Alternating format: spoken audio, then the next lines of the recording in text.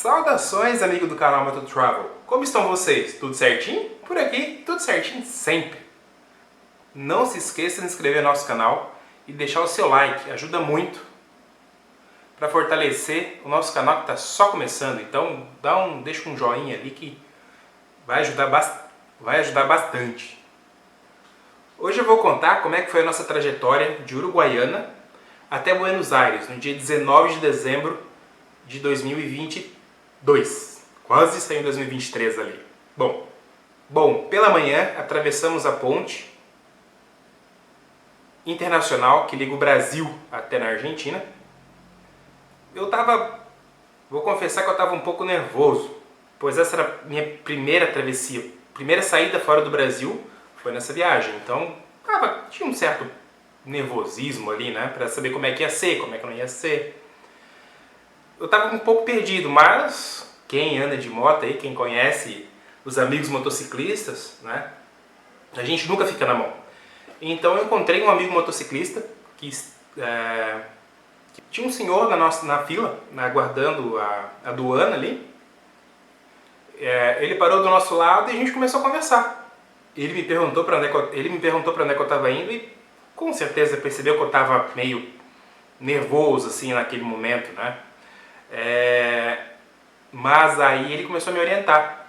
A gente começou a conversar e ele me perguntou se já tinha ido viajar e tal. Ele me orientou em todos os caminhos, ali em todos os trâmites que a gente precisava fazer na travessia, né, da fronteira. Bom, eu vou descrever mais ou menos como é que foi a nossa travessia. Assim que atravessamos a ponte, do lado da Argentina tem uma espécie em Uruguaiana, tem uma espécie de umas cabines. Então nessas cabines é onde faz os trâmites da aduana. Nessa cabine pediram o documento da moto e os documentos pessoais, que no caso era eu e a minha garupa, a Carol.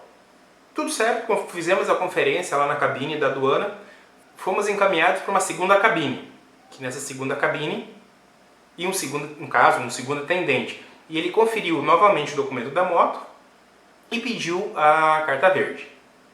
Durante essa apresentação, nessa segunda cabine, nós fomos questionados para onde estávamos indo. A atendente, a argentina, a pessoa responsável lá, perguntou para onde nós estávamos indo, deu uma conferida na carta verde, tudo certo, e fomos encaminhados depois para o processo de imigração, em uma outra cabine, uma terceira cabine, um terceiro atendente. E esse amigo motociclista então acabou me orientando ali, vamos lá agora fazer o processo de imigração nessa outra cabine. Nessa outra cabine o processo foi bem rápido e simples. Pediram um e-mail e nossos documentos e o documento da moto junto com a carta verde. Acabaram não me pedindo na ocasião o seguro-saúde, mas eu estava com o seguro-saúde na mão, contratado, se caso me pedissem, com o suporte para Covid, que até o momento ainda é orientado que tem esse seguro saúde com o Covid, né, para caso de retorno, caso precisar.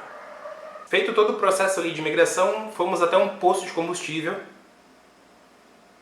para fazer câmbio. Tinha vários cambistas ali no local. Claro, todo câmbio extremamente informal, correndo algum risco de pegar nota falsa, mas acabou não acontecendo. Não fiz câmbio no Brasil, eu preferi fazer... eu procurei alguma casa em Uruguaiana que fizesse o câmbio, não localizei ninguém que fizesse câmbio lá, então fui fazer câmbio na fronteira, né, depois que eu atravessei essa fronteira. E uma dica, existem vários locais, vários sites e outras pessoas que dizem que o câmbio informal é muito melhor que o câmbio informal é melhor que o câmbio oficial. Nesse dia eu acabei fazendo um câmbio bem ruim, mas eu troquei pouco dinheiro, então só para pagar combustível até Buenos Aires, mas existia ali um câmbio informal de fronteira bem ruim, assim, um valor bem baixo. E já falando em câmbio, já emendando o assunto, em Buenos Aires eu também consegui fazer câmbio informal. mas o câmbio da Western Union ali, que vem um câmbio mais do dia, mais, né? O câmbio era bem melhor, inclusive nos próprios restaurantes que aceitavam dinheiro em real. Então os câmbios eram bem melhores, tá? A gente conseguiu um valor bem melhor no nosso dinheiro. No informal a gente estava conseguindo em torno aí de 0,19 a 25, 30 centavos no peso, enquanto no câmbio da Western Union e no câmbio nos próprios restaurantes lá em Buenos Aires a gente conseguiu a 0,60. Então o câmbio informal foi o câmbio mais oficial, digamos assim, ou nos próprios restaurantes, foi bem melhor do que cambistas na rua ou casas de câmbio. Mas peguei o cambista ali no momento, troquei R$300 e finalmente pé na estrada. Vamos embora aqui de Uruguaiana até Buenos Aires, mais ou menos uns 680 quilômetros por aí, aproximado.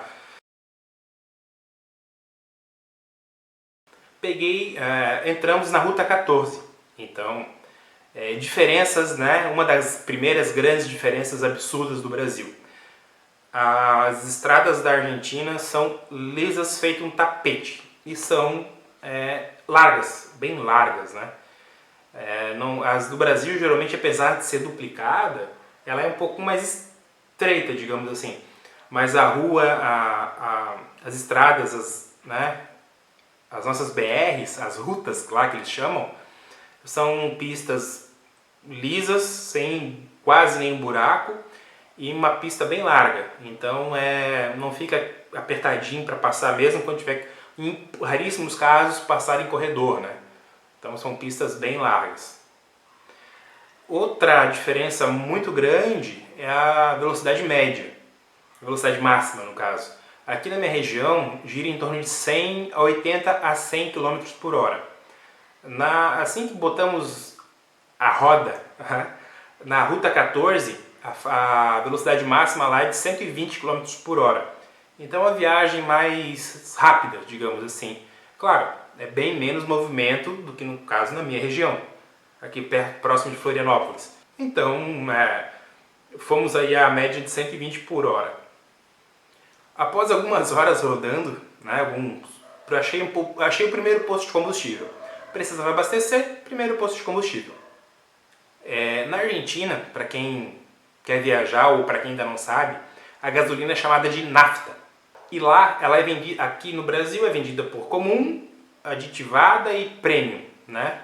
Lá é vendida por octanas. Então a comum da Argentina tem 97 octanas, enquanto a brasileira média comum fica em torno de 80 octanas. Ou seja, o motor ele tem mais combustão e rende mais o combustível. A média no Brasil da minha moto, né, a V-Strom 1000, ela faz em torno aí de 18,1, né, nessa média aí de 110, 120, enquanto na Argentina ela chegou a fazer incríveis quase 21,7, quase 22 km com 1 litro. Então é bem diferente, uma boa diferença, fora o preço, né? O preço no Brasil, o preço do tanque na Argentina, do tanque de combustível ali 17 litros por aí, que era mais ou menos o que eu colocava, em conversão direta dá R$33. Então o valor do combustível na Argentina hoje, além de ser uma gasolina de extrema qualidade, é muito barato. Nessa Ruta 14, de Uruguaiana até Buenos Aires, tem 3 pedágios na rota. Esses pedágios, a moto não paga pedágio. Eu não achei, acabei não achando essa informação nos canais e nos outros meios de divulgação, digamos assim. Eu não achei essa informação. Então, nesses 3 pedágios da Ruta 14, moto não paga. Tem sempre que procurar a faixa mais à direita e tem um espaço, que é a conta de passar moto. Aí você passa por lá. Nesses 3 pedágios, moto não paga. Começa a pagar, tem 2 pedágios em Buenos Aires, na Grande Buenos Aires, que lá paga pedágio. Mas é uma tarifa de, se eu não me engano, 100 e poucos pesos. Então, aí chegamos em Buenos Aires, né? Até então, nos postos que eu parei, tinha Wi-Fi. Então, estava muito preocupado com o serviço de roaming. Aqui no Brasil, eu ativei o serviço da Vivo, que não funcionou. Então, cheguei até Buenos Aires, chegamos até Buenos Aires. Vou testar o serviço de roaming, né? Porque é um serviço teoricamente caro, que era R$20 por dia, da Vivo utilizando. Conectei 4G, não funciona. Não conheço nada, um país diferente, outra língua. No meio de um grande... A gente chegou lá em torno de umas 18 horas, 6 horas da tarde. Movimento muito movimentado, é uma estrada muito movimentada, claro, uma grande capital. E eu precisava fazer rota até o nosso hotel. Nosso hotel ficava próximo ao Obelisco e eu precisava fazer rota. E agora? A nossa viagem ela aconteceu bem no final de semana ali que a Argentina ganhou a Copa. Então qual seria... eu já tinha reservado tudo antes, né? Mas qual seria a probabilidade da Argentina ganhar a Copa do Mundo? Tá, até aí o que tem a ver com a nossa chegada no hotel? Porque a grande maioria das ruas estavam todas fechadas. As ruas fechadas, não conheço nada, não é nossa língua, o serviço da Vivo de roaming não funcionou. E agora? Fui parando de posto em posto. Parava de posto em posto e pedia Wi-Fi, fazia uma rota, seguia mais um trecho. Essa vitória da Argentina foi uma coisa assim que as ruas estavam tomadas de torcedores. Muita festa, muito bumbo, muita gente no meio da rua, então foi bem difícil assim, pra gente chegar no hotel, né? Mas chegamos no hotel, tudo certo. Quando chegamos lá, à noite saímos para jantar. Saímos para jantar numa churrascaria bem próxima ao hotel, colado ao hotel, ao lado do hotel. E ali descobrimos que o presidente tinha declarado feriado na terça-feira. Bom, perguntei ao pessoal do hotel, como funciona no feriado aqui na terça-feira? Ele me respondeu, olha, vai fechar tudo. Vai fechar porque a seleção argentina vai chegar aqui, próximo ao Obelisco, perto do meio-dia. Então vai estar cheio de gente. Acredito que esse comércio em volta do hotel, em volta de onde estamos, vai ser fechado. Dito e feito. Terça-feira, tudo fechado em volta do hotel. As ruas fechadas, movimentação, foi a noite inteira de batuque, a noite inteira com bumbos, torcida cantando. Foi diferenciado, foi diferenciado. Eu queria sair para conhecer a cidade, né? Claro. Queria sair de moto. Eu queria sair de moto. Não tinha, as ruas estavam fechadas e eu pensei, como estava muito lotado, tudo muito cheio, não arrisquei.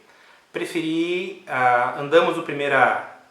conhecemos próximo ao hotel ali tudo a pé e depois procuramos alguns táxis, que apesar de ser um pouco caro, o nosso câmbio ainda acaba valendo bastante a pena, né? Fomos conhecer a cidade, vamos a pé. Primeiro, vamos começar pela Casa Rosada. Como não, né? Próximo ao hotel. Mas chegando lá, para nenhuma surpresa do momento, a Casa Rosada estava fechada. Porque a Casa Rosada ela também possui um turismo interno, guiado, que é possível fazer visitação. Mas, como estava decretado feriado, fechado.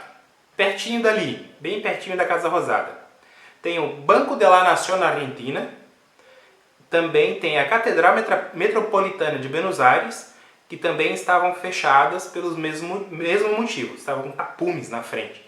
Então não tinha visitação no dia também. Da Casa Rosada, ali onde fica a Casa Rosada, nós pegamos um táxi e fomos até o Caminito, que é uma rua considerada museu a céu aberto. Vários artistas de rua, exposições de quadro, feirinha, pessoas vestidas com dançarinos e cantores de tango, dançarinas e dançarinos e cantores de tango. Das pessoas que são vestidas com dançarino de tango, eles tiram foto com os turistas. Mas atenção, se você for tirar foto com eles vão te cobrar. Nessa rua, que é várias vários comércios, vários restaurantes, várias pessoas vendendo cerveja com carrinhos. Cerveja bem gelada, por sinal, que eu acabei experimentando. É possível comer desde empanada. A empanada é como se fosse um pastel, só que ele é feito com uma massa de trigo e ele pode ser, a grande maioria do que eu comi lá era assado, nenhum deles era frito. Mas o tempero deles assim é um tempero, a comida argentina é uma comida muito temperada, é um tempero muito diferente. No Brasil nós somos acostumados a ter sachês de maionese, sachês de ketchup e mostarda em cima da mesa, né?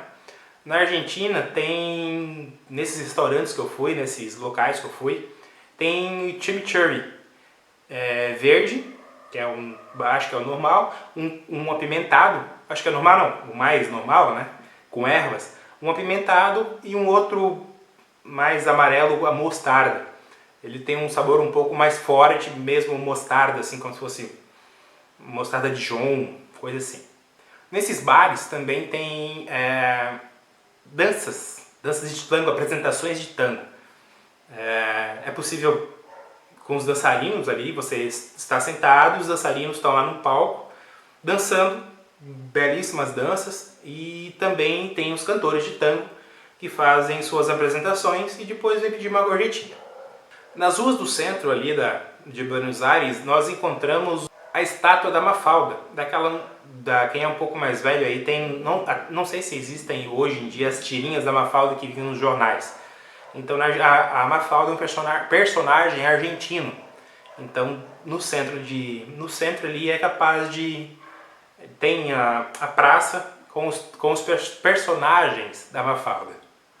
Em seguida fomos para Flores Genérica, que é uma estrutura metálica que representa todas as flores do mundo. Então, dependendo do horário do dia, ela se abre, dependendo do horário, ela se fecha. Como era durante o dia, só estava aberta, né?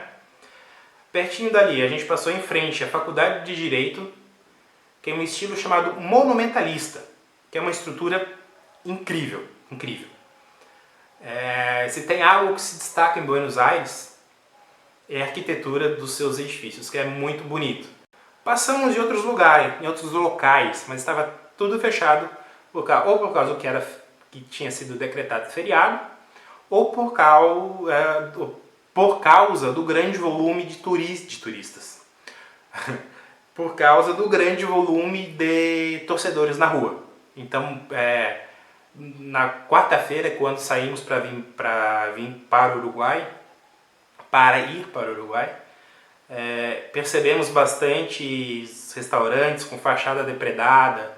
Enfim, no meio da festa sempre tem alguém para fazer uma desordem, né? Uma desorganização. Então, para evitar fachadas quebradas, vidros quebrados, a grande maioria estava com tapume e eu estava fechado, né? Nessa viagem teve um fato que eu esqueci o cartão de crédito que eu tinha. Eu tinha feito um cartão de crédito da Wise no Brasil para poder levar em peso. Esqueci esse cartão em casa. No meu checklist lá acabou passando e simplesmente não levei esse cartão. Mas eu tinha dinheiro. Pensei, o que pode dar errado se eu tenho dinheiro para trocar? Nada, né? Só que feriado. Voltamos ao feriado, voltamos ao tudo fechado. Mas assim, vários comércios aceitam o real, né? Então, procurar um pouquinho ali, claro, os comércios da rua estavam todos fechados. Mas você procurar um pouquinho ali, você tem várias opções de bons restaurantes que aceitam, que fazem um câmbio de real lá na hora. Você pergunta se eles aceitam real, eles aceitam, você conversa ali sobre um câmbio rápido, quanto que custa, tá tudo certo, sem problemas. E após mais uma madrugada de terça para quarta, uma madrugada barulhenta, né? Na quarta de manhã, acordamos, tomamos nosso café, fiz um câmbio rapidamente numa casa que estava próximo ao hotel, para comprar alguns alfajores e doce de leite, que valem muito a pena, se comparado com o valor do Brasil. Saímos, fizemos as compras e saímos em direção ao Buckbus, que nós íamos atravessar. Nós atravessamos a fronteira da Argentina para o Uruguai. Mas, um acréscimo, nesse segunda, terça e quarta, onde tinha a grande segunda e terça, e até um pedaço da quarta que eu digo madrugada, com bastante festa, bastante batuque. O que eu imaginei? Amanhã, essa cidade amanhã de manhã não funciona. Tudo sujo, tudo muito... muita gente na rua, houve alguns pedaços da madrugada que escutamos carro de polícia que ocorreu. O que eu imaginei? Essa cidade amanhã não funciona, amanhã de manhã tudo fechado também. Quando acordamos, tomamos café e fomos fazer o câmbio, a cidade estava limpa, essas ruas principais pelo menos estavam limpíssimas, e a cidade funcionando, o ônibus funcionando, todos os comércios abertos. Eu achei simplesmente incrível, assim, um pouco diferente do que do que eu estou acostumado aqui na minha região. Mas saímos para pegar o Buquebus, destino ao Uruguai. Mas a viagem para o Uruguai, que é uma viagem bem diferente do que fomos, mas a viagem para o Uruguai, essa travessia e o próprio Uruguai vai ficar para o próximo vídeo. Você que chegou até o final, deixa o seu like, se inscreve e no próximo vídeo eu trago a nossa viagem pelo Uruguai. Como é que foi, as nossas dificuldades, que foram algumas, e eu já adianto para vocês que o Uruguai é simplesmente fantástico. Até o próximo vídeo, muito obrigado, até lá!